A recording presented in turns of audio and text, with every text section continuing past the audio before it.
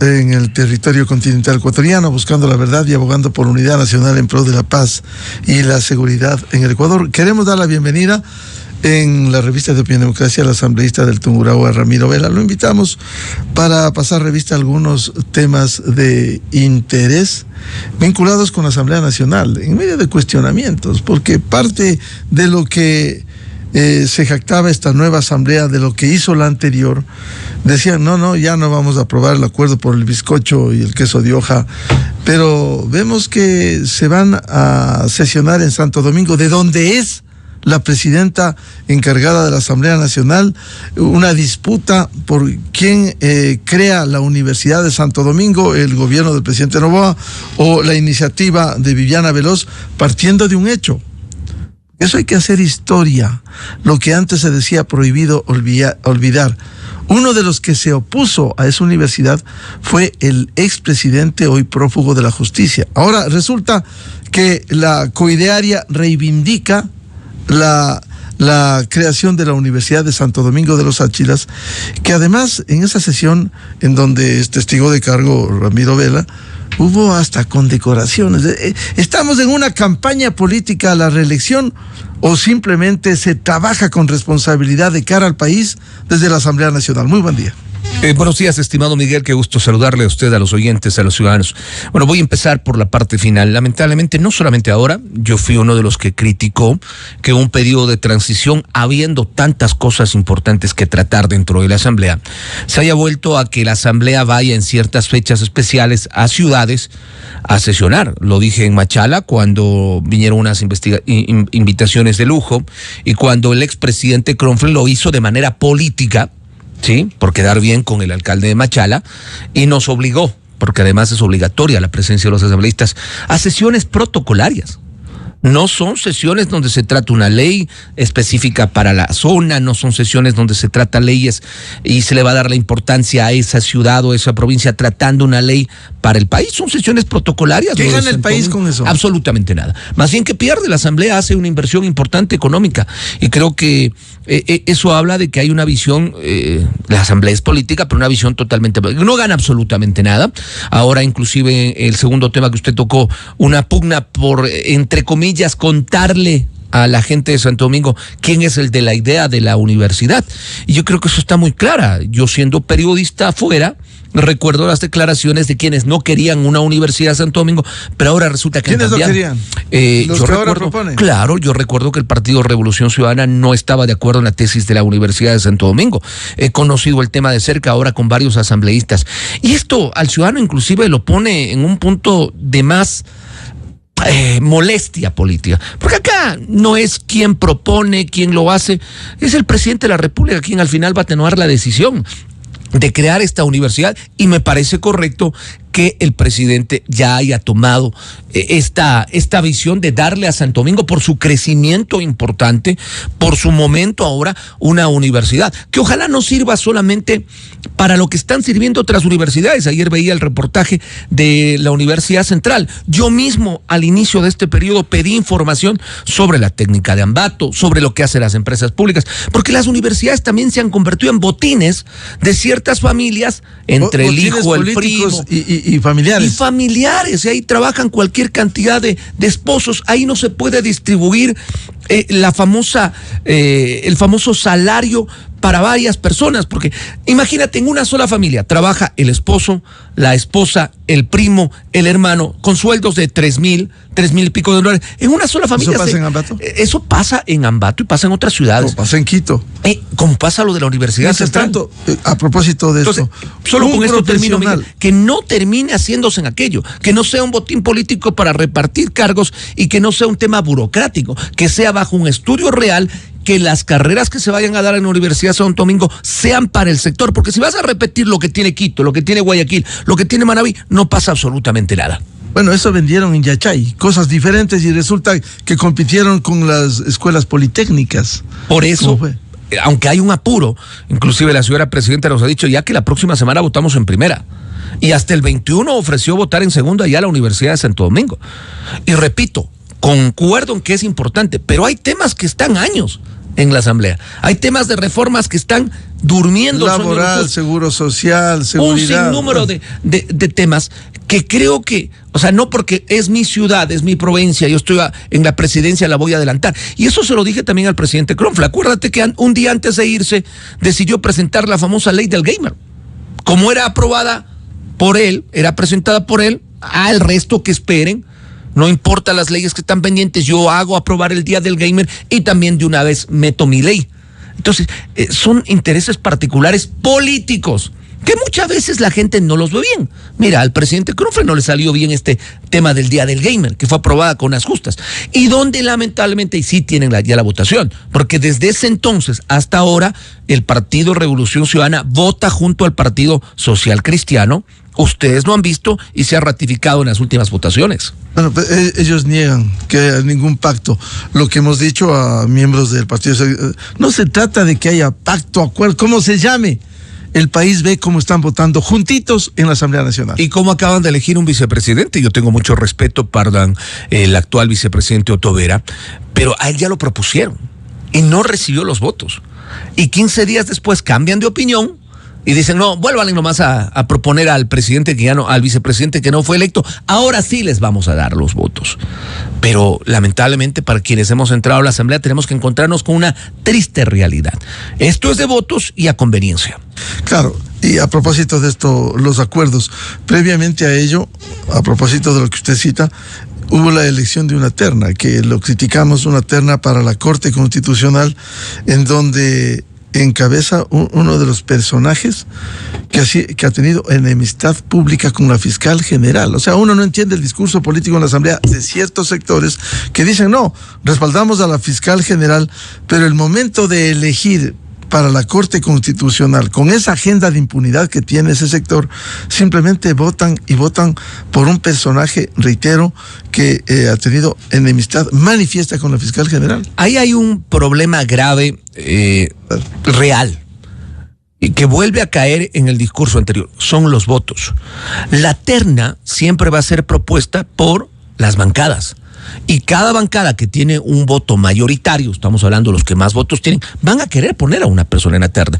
En este caso, le duela, le moleste, se enoje, reclame, cualquier persona. La bancada de la Revolución Ciudadana tiene 50 votos. Así de simple, tiene 48. Es decir, es la bancada que más votos pero no puede hacer lo que quiera. No puede hacer lo que quiera, pero si tiene que alguien le acolite para cumplir los 70, que es lo mínimo. Acuérdense que hubo esta reforma, esta enmienda inclusive que baja el tema de la votación, se puede llegar a 70, antes era un poquito más complicado, había que llegar a 80 y picos, a 70, solamente unirse la bancada de Revolución Ciudadana más la bancada del Partido Social Cristiano, ya tienen los votos para pasar. Entonces, para la terna, al igual que en otras, se presenta un candidato que viene del sector de la bancada de la Revolución Ciudadana, otro candidato que viene de otro sector, en este caso sé que ADN también puso un candidato, y de otro sector que es del Partido Social Cristiano, o construye, dependiendo de los temas. Entonces, en la terna se colocan las propuestas de las bancadas, y con el poder del voto se logra aprobar. Es cierto, a veces las bancadas se ponen de acuerdo a cuando hay ternas, por ejemplo, este es mi candidato, este es mi candidato, este otro es mi candidato, y la terna va, sabiendo que tiene que pasar por un concurso de méritos, oposición, por una calificación de las carpetas, pero se da por eso, estimado Miguel, porque el poder de los votos los hace poner un candidato. Por cierto, esto puede ser parte de un acuerdo, pero también hay derecho al cuestionamiento interno en la legislatura, de acuerdo a los candidatos que propongan, por mayoría que sea en la Asamblea. Totalmente. O sea, si hay una candidata cuestionada, no por poner mi candidato me sumo a esa candidata cuestionada. Eso debería ser el principio básico antes de llegar a un acuerdo de una terna. El problema Ponga el que quiera, pero no ese personaje cuestionado. El problema es que muchas veces una bancada grande, o sea, una bancada que tiene los votos, y voy a hablar claramente en Revolución Ciudadana, tú le dices, sabes que no estoy de acuerdo tal vez con esta candidata, te dice, qué pena, no puedes estar de acuerdo, pero tengo 48 votos que respaldan que esta sea mi candidata, y van a insistir con su candidata. Y vuelvo a repetir, el ejemplo mayor es el de vicepresidente. Ya fue votado, no tuvo los respaldos necesarios, se hizo una segunda votación y ahí ya contó con el respaldo. Es decir, esto es de votos. ¿Qué hay que hacer? Porque no solamente hay que buscar el problema, entre comillas. Ojalá tengamos una asamblea con más pensadores libres, con más gente que venga, sí, proveniente de los partidos políticos, pero con criterio propio para poder cambiar esta realidad. No atados a una agenda, y en este caso a una agenda de impunidad. O sea, no se puede prestar. No atados a una disposición. Porque mucho se habla del tema de que yo a rajatabla soy parte de este partido y tendré que votar lo que quiera. Y por eso es lo que le pasa al país, estas y otras circunstancias. Tenemos que tener asambleístas que puedan pensar, particularmente, sí, regirse a un código, a un segmento con los partidos con los que llegaron, pero no irse contra lo que usted dice. Por ejemplo, si yo veo que una candidata no es la mejor opción, por más que esté en una terna, a lo mejor no votarla. En este caso, ¿sabe cuál fue mi decisión? Y lo voy a decir clarito. Necesitamos que esa terna se vaya ya de la Asamblea. Si no hay los votos necesarios y no se aprueba la terna, se demora este proceso. Y el reemplazo de los miembros de la Corte Constitucional es necesaria. Esperemos que dentro del concurso, del próximo año. Esperemos que dentro del concurso y en esta fase de méritos, no sea elegida por la que votaron. Ahí habrá seguramente habrán impugnaciones y ahí definitivamente tendrán que salir las cosas y quiénes son los mejores candidatos. Hay otro tema vinculado precisamente por las votaciones.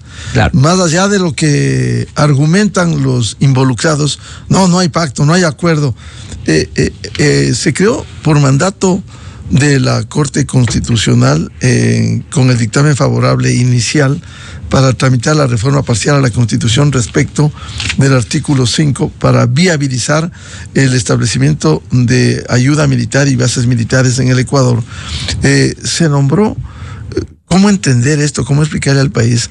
A una integrante de quienes se opusieron y celebraron la salida de los gringos de la base de Manta luego del acuerdo de 10 años, acuerdo solo para usar la base, el FOL de Manta, para acciones antinarcóticos.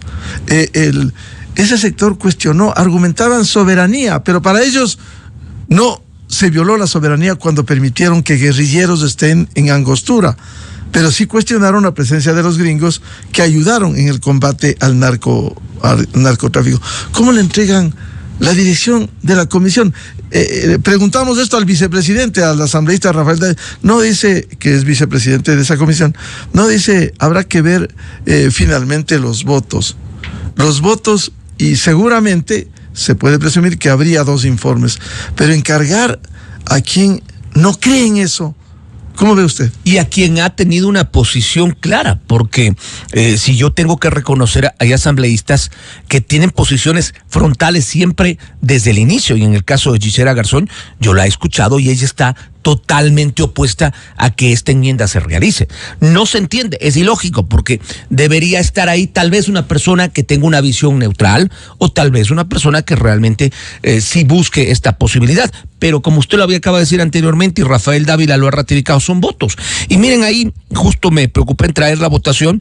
Gisela Garzón del Partido Revolución Ciudadana, Sofía Sánchez del Partido Social Cristiano, Mariana Yumbay del partido Pachacutic, Arturo Usca, ex Pachacutic, o me parece que es independiente, y Rafael Dávila, también independiente, son los que terminan dando los votos para esta elección. Entonces, a ellos, y qué bueno que se les haya consultado, habría que decirles qué pasó dentro de la comisión. Es importante la presencia de una comisión, porque es la que pone el orden del día, la que maneja las condiciones necesarias. Las comparecencias. La que maneja, por ejemplo, el listado de comparecencias. La que decide quién puede hablar y quién no puede hablar. Es importante el manejo de una comisión. Y eso... O sea, por eso, perdóname, Ramiro, creen que somos ingenuos, que le decía a Rafael Dávila, como si no nos daríamos cuenta de estos acuerdos, cómo votan, cómo organizan y cómo ponen la presidencia. Y además, inclusive, ya en una votación extrema, el presidente tiene voto dirimente, como ya ha pasado en otras comisiones. La importancia de la presidencia es en la conducción, en la organización de las sesiones, en los convocados, en la votación al final de si hay un empate por algunas circunstancias, e inclusive en poder clausurar a una sesión. ¿Cuándo convocarlas? ¿Cómo convocarlas? El tiempo que se necesite. Se intentaba, y digo que se intentaba porque personalmente creo que no se vaya a dar, que coincidan los tiempos para que esta reforma pueda entrar para la segunda vuelta electoral. Yo personalmente creo que no va a ser así. No les va a coincidir los tiempos. No sé si me voy a equivocar, pero a la presidenta de la comisión tampoco es que le urge esta reforma o esta enmienda. Ya dijo que no empataría con la segunda vuelta. No, lo va a hacer coincidir.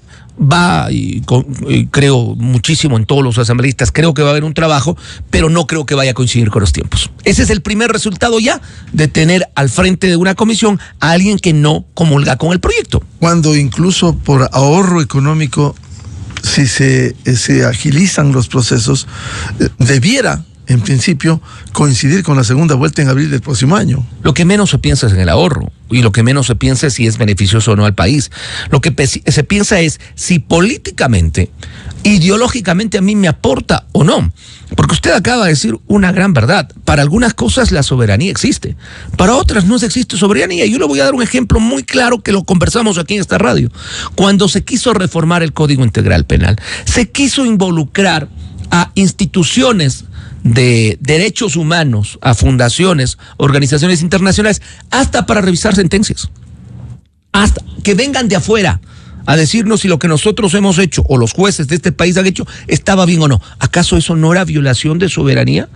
La soberanía es mal interpretada cuando se quiere decir solo yo puedo decidir en mi país, pero lo que me conviene. Y repito, tenemos hoy un tratado, o tenemos un tratado que inclusive la Corte decidió que no sea revisado por la anterior Asamblea Nacional, donde Estados Unidos ya está dando alguna colaboración. Lo mismo nos pasa con la Unión Europea. Yo he sido muy tajante. Si nosotros estuviéramos bien, no necesitaríamos ir a extremos de reformar nuevamente nuestra Constitución, pero el momento país, acaban de capturar el mayor cargamento de droga en España, que nació de nuestros puertos. Y eso no son los ecuatorianos, son mafias transnacionales las que se están manejando en el Ecuador. Y para eso necesitamos tres cosas. Primero, el decidido apoyo del extranjero. Segundo, la tecnología que nosotros no la tenemos y que no la podemos pagar. Y tercero, que ciertos temas ya no sean juzgados solamente aquí, sino afuera también. Necesitamos esa ayuda internacional y es lo que tenemos que hacer. Claro, ahí es cuando se entra lo mínimo, es una duda de cómo tienen una agenda esos sectores de impunidad precisamente, y le hacen el juego a quienes, como usted ha citado, en España se cogieron toneladas de droga provenientes del Ecuador, de droga. Claro que sí. Y por ejemplo, ahí se ataca y se dice en qué contenedores, qué empresa tenía. O sea, hoy por hoy hemos comprobado que hasta los jueces, que aparentemente yo digo que en mi formación me decían que lo más alto que puede haber es un juez, pues si no confías en un juez, ¿en quién confías? Si hasta sectores de la justicia han sido corrompidos, sectores de la policía, del ejército han sido corrompidos, no vamos a esperar que ciertos sectores que manejan dinero también lo sean.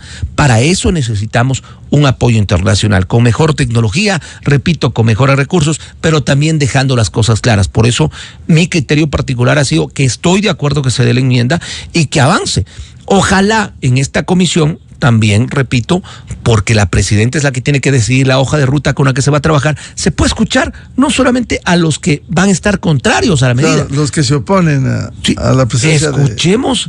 Y ojalá sea 50-50, es decir, tanto a los que se oponen como a los que están de acuerdo, con casos reales y sobre todo con especialistas, no solamente nacionales, sino internacionales. Bueno, hay experiencias lo que han hecho presidiendo comisiones. Usted citó la reforma al COIP, que fue realmente un fiasco, o también lo que ocurrió en la Comisión de Fiscalización con la fiscal general, o sea, que quisieron emboscarle. Ese es el claro ejemplo de que cuando una presidenta si quiere manejar algo particular más allá de la comisión, lo puede hacer.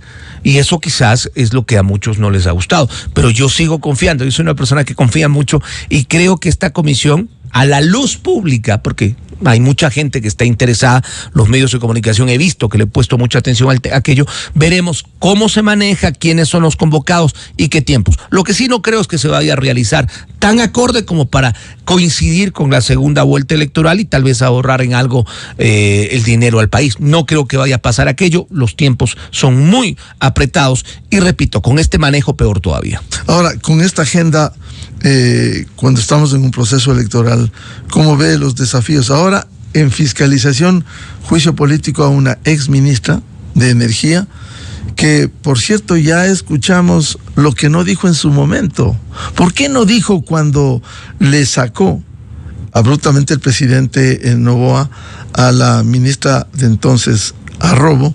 Ahora resulta que tiene una plataforma, como la tuvo Vilma Terán en la Asamblea Nacional, para decir cualquier cosa, que el gobierno es culpable, que fue cómplice, que ella sí alertó. ¿Por qué no le dijo al país cuando ella era ministro? Ella huía a los medios, huía a los medios. ¿Y por qué no viene y se lo dice de frente? ¿Por qué no se presenta al juicio político y dice todo lo que dice en una carta? A nosotros nos hubiera gustado realmente, y yo lo digo, ni en pro ni en contra del gobierno. Pero creo que lo que más tenemos que hacer es transparentar la crisis eléctrica. Que a su tiempo lo dijimos, cuando ella fue testigo, miren que Arrea Robo fue testigo o parte de los testimoniales del juicio político de Santos Albite. Hay mucha gente que me pregunta, pero dice ahí la ministra que el gobierno sí sabía que no se ha hecho nada los últimos años. Pero claro, si está en un informe que nosotros, la Comisión de Fiscalización, lo emitimos a febrero a marzo del 2024, tras la crisis eléctrica con Santos Albite y la destitución o la siguiente fiscalización a Santos Albite. Aquí no se está juzgando si se sabía que no se había hecho nada en los gobiernos anteriores, porque eso ya lo hemos presentado en 2 informes.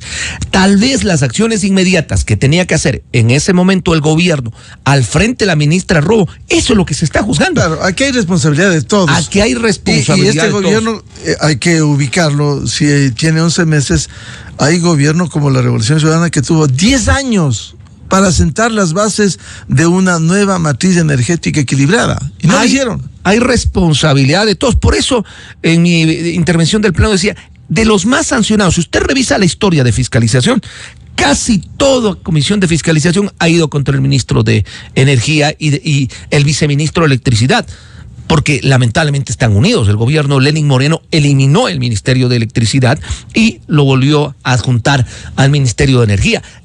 Hizo algo que la gente muchas veces por popular cree que está bien, el famoso acortar el Estado.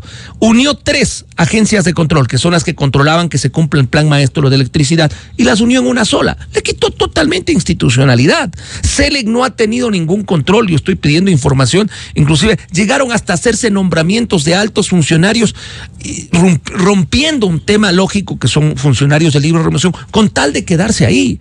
Los funcionarios de CELEC en su mayoría, yo creo que son gente honesta que trabaja para el país, pero hay muchos funcionarios que han estado en 4 o 5 gobiernos que sabían cuál era la responsabilidad de electricidad. Por eso digo, todos tienen una responsabilidad compartida, pero no se ha hecho lo que tenía que hacerse. Quizás lo de Arrea Robo tiene que ver es por qué no apliqué inmediatamente ciertas recomendaciones al inicio de este gobierno. En una parte del escrito que es extenso, dice yo ya tenía listo, pero me sacaron justo ese momento. Bueno, pues lo que usted dice, ¿por qué en ese momento no me defendí, no di una rueda de prensa y dije, esto es lo que va a pasar en el país? Claro, ya el tema climático que vino antes, no vino antes, ya es un tema de especulaciones. No, además, en su momento, si a ella no le gustaba o le desoían sus recomendaciones, debía haberse ido renunciando y no que la saquen como hizo el presidente. Yo creo que ahí hay 2 cosas claras. La primera, el equipo que estaba en torno, el equipo que trabajó junto a Arrea Robo, ¿era un equipo 100% de ella? ¿Era un equipo que ya había en el ministerio? Porque si tú sancionas al exministro Santos Albite, si tú ya adviertes lo que está pasando porque has dejado de hacer el mantenimiento, y voy a dar un ejemplo muy simple, si aquel señor de consola mañana se va, y viene una persona nueva, lo primero que va a hacer es una auditoría para ver cuántas de estas computadoras funcionan, pues. Y si de las 4 funciona una, él lo va a decir, alerto, que solo me está funcionando una. Pero si ya él, en su mandato, no hace los cambios, también es responsable. Y por eso el juicio político contra la ministra va. ¿Qué entorno tenía? ¿Quiénes eran los que tenían que hacer los cambios? que no se iba a solucionar de la noche a la mañana, porque pedirle a Andrea Robo que te hayas dado medidas para que no haya apagones era prácticamente imposible, ¿no? Inclusive contando con que Colombia de una u otra manera nos iba a seguir vendiendo energía, pero Colombia y Perú están pasando por los mismos momentos, que no sufren con nosotros, igual que nosotros, porque hicieron un cambio muy importante donde el sector eléctrico privado es el que genera energía tanto en Colombia como Perú. Ahora, políticamente, y como estamos en proceso electoral, va a ser muy rentable políticamente el censurar a una exministra de este gobierno en las condiciones de crisis eléctrica. Sí. ¿Habrá los 92 votos? Y lo van a utilizar así. Yo creo que en este caso va a ser más difícil que en los anteriores. En este caso va a ser más difícil. Creo que no le han dado, han aprendido ciertos sectores también, cuando son muy viscerales, como fueron con la canciller, como fueron con la fiscal, como fueron con la ministra Palencia. Con lo de Andrea Robo lo están manejando quizás menos intensamente, pero saben que es una carta que les queda para golpear al actual gobierno y políticamente lo van a utilizar. ¿Y qué otros temas tienen en agenda? Bueno, primero terminar este juicio. Hemos sido convocados a la Comisión de Fiscalización para el día de mañana. Vamos a tener 2 opciones.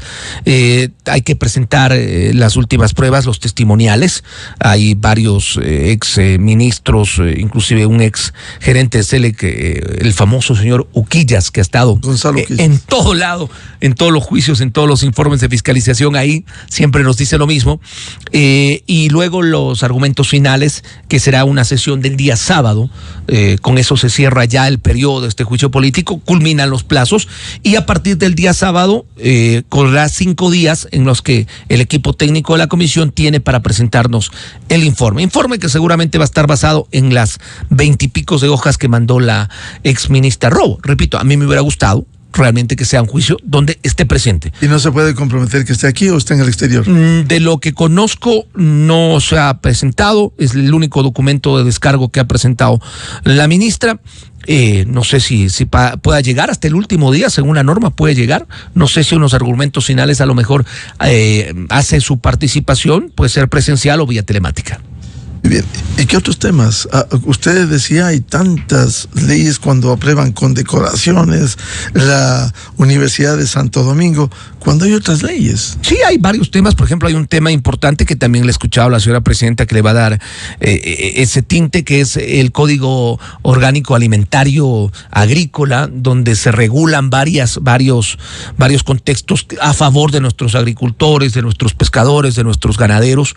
Inclusive yo había presentado una ley anticontrabando, porque usted no puede permitir que sigamos teniendo sandía peruana mientras nuestros productores de sandía siguen sacando sandía, papa peruana mientras nuestras papas bajan de precio. El melón peruano. Hay una cantidad de productos que entran como si fueran en su casa. Nadie hace el control necesario y eso afecta directamente a nuestros agricultores y da más bien un pie para que haya un intermediario. Entonces, en mi proyecto de ley, que ya va de la mano con el código, lo he ingresado también, le van a dar la importancia estos meses. Conozco que la ley de protección animal también está lista para un segundo debate, ley que causó muchísima polémica. Han salido casi todos los artículos polémicos, prácticamente es una nueva ley. Por ahí resta una preocupación de los sectores agrícolas, que es el seguir generando más responsabilidad a los GAT, crear una comisión para revisar las avícolas, para revisar las granjas, cuando ya para eso está el Ministerio de Agricultura y Agrocalidad. Pues, o sea, en un país como el nuestro no podemos seguir poniendo instituciones sobre instituciones, y esa ha sido mi observación más grande, que la vamos a rectificar en los próximos días. Hay otras reformas que estamos manejando al COIF. Hay el tema de algunas reformas a la ley de educación, una propuesta por quien le habla. He visto que la ministra Crespo sigue fortaleciendo el tema de la ética, la moral. Yo había propuesto el tema de la educación vial. Tenemos cualquier cantidad de muertos todos los días en carretera y esa reforma importante hasta ahora no se la trata. Además del incumplimiento, recuerdo la ley de transporte terrestre, tránsito y seguridad vial, que dio 180 días en agosto del 2008 para implementar eso. Por ejemplo, ese es un tema que el gobierno, yo creo que sería responsable sacarlo ya. Ese reglamento que está a la espera y que para algunos sectores es complicado cumplirlo de la noche a la mañana, si se hizo alguna reforma. Acuérdese que este año tenía que cambiarse la transportación pública eléctrica. Sin embargo, se hizo una reforma, se cambió a 5 y 10 años más. Primero, porque no hay la tecnología. Segundo, por la crisis económica. Y tercero, porque no se ha dotado de electrolineras al país. O sea, son temas que van de la mano de la lógica. Pero que tampoco es que se los puede olvidar. Entonces, ese reglamento ya es una responsabilidad del Ejecutivo. Ahí está la ANT, el Ministerio de Transporte. Ojalá en este gobierno se lo pueda aplicar. Ahora, a propósito de su proyecto de la ley anticontrabando, es importante combatir el contrabando en todas sus formas. Sin embargo, también nos sería bueno llamar y revisar las políticas de agricultura, porque hay productos peruanos, esa es la realidad, que tienen mejor calidad. Mucho mejor que los ecuatorianos. Y le citaba la sandía peruana, el melón peruano. Sí. Son mejores. Que no solamente... algo pasa en la producción nacional. Algo pasa en la producción nacional. Y pasa que muchos de nuestros agricultores ya no le están dando tanta importancia, porque es precio-beneficio, pues. Es precio-beneficio. Entonces, ¿qué necesitamos? Fortalecer nuestro sector. Primero, garantizar que vayan a tener un mercado. Y un mercado donde no vayan a tener una competencia desleal. Porque si entra producto de otro país, de mejor calidad, aparentemente, habrá que ver los estudios, y de menor precio, definitivamente lo nuestro no va a seguir fortaleciéndose. Hay una política de calidad, se crea un seguro, se crea una segmentación, se piden mejores controles de agrocalidad, se piden mejores controles al mismo Ministerio de Agricultura. Es decir, es un código integral que agrupa todo el sector agrícola, pesquero, ganadero, y eso de una u otra manera no solamente va a fortalecer al sector, sino la economía popular diaria de nuestros mercados y de nuestros agricultores. Y para ser previsivos, algo que no ocurre en el Ecuador, siempre pensamos en el hoy, no en el mañana, y peor en el plazo inmediato. Ha sucedido con la crisis eléctrica. Las soluciones inmediatas, emergentes, al plazo inmediato y de largo plazo, han hecho escenarios de lo que va a pasar en la Asamblea Nacional en enero próximo. Esto le preguntamos al primer vicepresidente que fuera elegido. Va a haber una virtual acefalía. 6 de los 7 miembros del CAL van a la reelección. Sale Viviana Veloz, sale Otto Vera. Solo se queda un asambleísta de la Revolución Ciudadana. Vocal del CAL. Sí. Quedaría ella solo. ¿Cómo van a aprobar las cosas en el CAL? Y peor aún... Si se necesitan 4 votos. Peor aún si se diera un marco, porque hay que visualizar todos los escenarios. Un marco en el que, por ejemplo, el presidente tendría que encargar la presidencia. Más complicado todavía, porque es un tema electoral. Esta es una responsabilidad 100% administrativa, porque para eso elegimos autoridades. Entiendo que la presidenta, junto a su equipo jurídico, junto al equipo de la Asamblea, deberá estar ya visualizando qué es lo que va a pasar en ese momento. Por ahí he escuchado que inclusive para enero, que coincide también, no sería el plazo del mes completo de trabajo, porque hay unos 15 días de un receso. Para unir el receso legislativo. Bajaría un 15-15, cerrar la asamblea. No sé si se permita 15-15, por lo menos 15 días sí, pero los otros 15 días los suplentes tienen que trabajar, porque entiendo que un asambleísta suplente tiene características y la responsabilidad de estar ahí para cuando el asambleísta titular no se encuentra. Para eso fueron elegidos, no solamente para estar presentes en las fotos. Pero es un tema responsable directamente el sector administrativo. Yo he hecho algunas consultas, voy a insistir, entiendo que ya están trabajando y lo lógico sería que en las próximas horas se dé una respuesta. Así se va a manejar la asamblea, porque también hay que darle tranquilidad a la gente. ¿Y las condecoraciones de Santo Domingo? La presidenta de la Asamblea condecorando a todo el mundo. Yo salí creo que en la 12ª condecoración ya había. 12ª. Sí, realmente. Bueno, esta y la anterior asamblea se han dedicado a las condecoraciones, ¿no? Lamentablemente son temas particulares. Yo me reía porque. Electorales, hay que decirlo. Electorales. Se cree que condecorando se queda bien y muchas veces la gente sí recibe la condecoración. Y no es que estoy minimizando, pero una condecoración tiene que ser por haber hecho algo más. Claro. Sí, ayer miren, terminamos archivando esta famosa ley de heroínas y héroes del país, que había un proyecto de ley, ayer se archivó ya con lógica, porque resulta que se buscaba generar otro presupuesto, pero no se daba claro quién es heroína y quién es héroe, quién ha hecho más allá de su labor normal, porque Ahí se devalúan esos conceptos. Se devalúan. O sea, Manuela Cañizares o sea, resulta que tienes una condecoración de primer nivel para quien hizo más allá, no solamente de su labor, sino llegó a superarse a sí mismo. Pero ahora las condecoraciones son entregadas a vista y paciencia de quien la pide y del presidente que lo decide. Y eso me parece totalmente incorrecto. Vuelvo a repetir, las sesiones en territorio, hasta ahora, miren que en Guayaquil tuvimos 2 sesiones, la del 9 de octubre y luego tuvimos la de agosto y la de octubre. Eso es viáticos del erario nacional. Viáticos, también dinero que se gasta por parte de la Asamblea, personal de la Asamblea, las condecoraciones también las gasta la Asamblea, más pasajes aéreos. Yo creo que si realmente se quisiera mostrar una visión distinta, sería la sede principal de la Asamblea es Quito. Y los asambleístas, ¿dónde tenemos que estar? Trabajando en Quito, los fines de semana en territorio. ¿Y haciendo qué? Leyes y fiscalizando. Esa debería ser la función principal de la Asamblea. Mi criterio particular. Bien, muchas gracias. La presencia en la revista de Opinión Democracia, la asambleísta del Tungurahua, Ramiro Vela. Temas de interés en la Asamblea Nacional, en medio de este proceso electoral que se vive. Muy amable, Ramiro. Muy amable, Miguel, a usted, a los oyentes, siempre la orden para compartir temas de la Asamblea Nacional. Muchas gracias. 8:08 en el territorio continental ecuatoriano. Vamos a una pausa y ya volvemos para hablar sobre la situación del clima y los pronósticos del INAMI, con un técnico del INAMI. Desde 1984 con Gonzalo Rosero. La revista de Opinión Democracia. Siempre líderes, siempre confiables. Enseguida regresa Miguel Rivadeneira a la